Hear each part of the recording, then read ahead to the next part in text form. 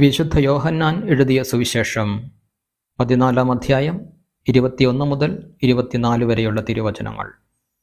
എൻ്റെ കൽപ്പനകൾ സ്വീകരിക്കുകയും പാലിക്കുകയും ചെയ്യുന്നവനാണ് എന്നെ സ്നേഹിക്കുന്നത്. എന്നെ സ്നേഹിക്കുന്നവനെ എൻ്റെ പിതാവും സ്നേഹിക്കും.